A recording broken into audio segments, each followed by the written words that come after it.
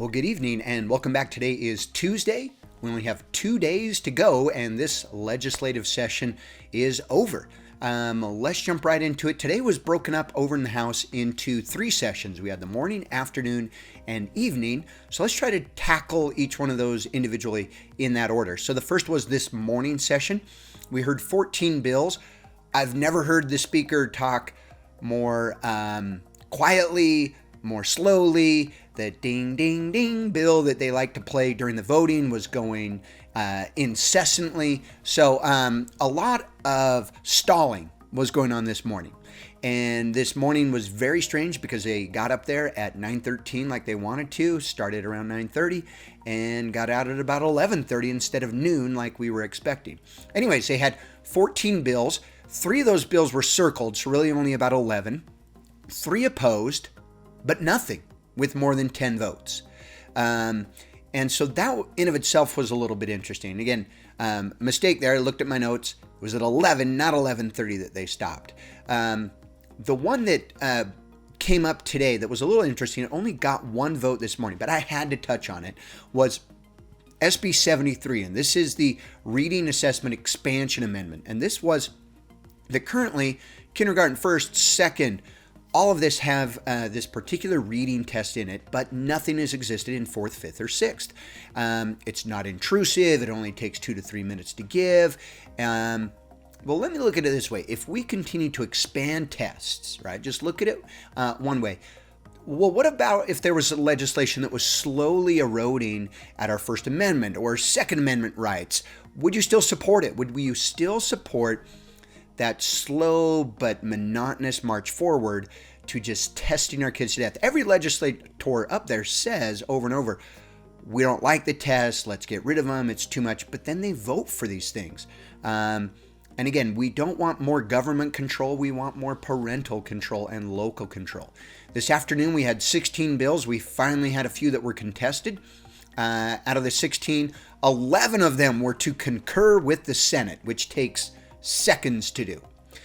We had 6 contested, 4 with 10 or more votes. I think Speaker Wilson here had the quote of the day when he said, "It feels like I'm pushing a rope." And you could tell there was just something going on, some pain in this poor man's eyes as he was just really having a hard time getting the whole thing rolling, which we'll figure out here in a second probably what it was.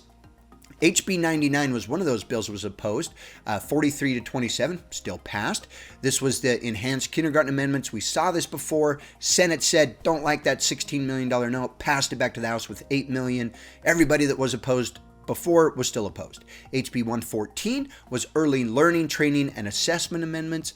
This one, same thing, came back with a gravely reduced fiscal note and only $5 million. So a few people did lighten up there, but it's still 38 to 33. This is that the state board would establish these rules for early learning through the LEAs. We also had HB 246. This was mental health workforce amendments. It received 10 votes in opposition. And again, think back to when we covered this about a month ago. It comes back to this idea, do we really want to micromanage with legislation?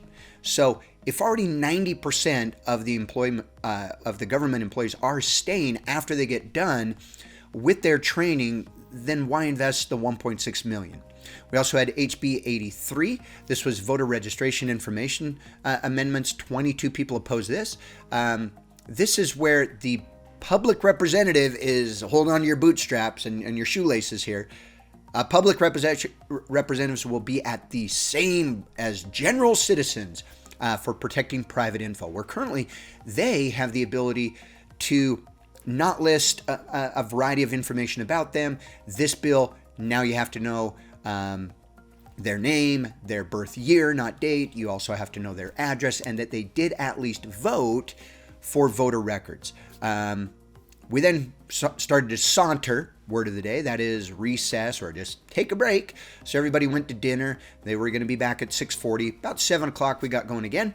And during this time, I usually don't do it, but because we focus so heavily on this, I want to touch briefly on it, and that's HB 364, the abortions revisions bill, was actually heard over in the Senate, and it was opposed like crazy. Still passed, 16 to 7-6. A lot of the Democrats were not there voting, so a number of Republicans actually opposed this bill, and the reason that they opposed it was that they didn't like government mandating to a medical provider what they must or must not do as best practices for that particular individual that's going to be receiving abortion. Again, we've talked this thing till it's blue in the face that if you want to stop abortion, you better make it about abortion and not all of these other little trivial mandates. It will be interesting to see what happens here. The bill has a very small fiscal note, but the two attorneys on the Senate floor both testified pretty heavily. Hilliard, who's been up there for 40 years almost, and Weiler said, this thing's going to get challenged. It's going to go back through the circuit courts and probably end up costing the state $10 million. The evening session, we had 10 bills, 2 contested, but only one with more than 10 votes, and that was SB 179, and this was a public infrastructure district amendments. Interesting because this was run by Jim Dunnigan. If you like, followthemoney.org. I've got his link down below. Over 9 election cycles, Representative Dunnigan has actually received in excess of $1.1 million, that's with an M, million dollars for his election cycles. So think of it this way.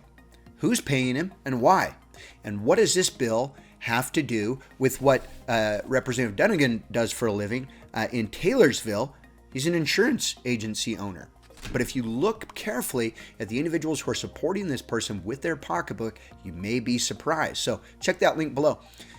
10 people voted against it. There was no debate, no discussion. So again, interesting. We also had one new numbered bill referencing the opportunity for electronic or over the internet type meetings instead of making or mandating the legislature meets in person. I think the in person should not go away. There's so much to be gained by being in the room with, all of the other representatives that are there that can speak very quickly one with another because business moves fast. Thanks so much for your time this evening, and we'll be back at it tomorrow.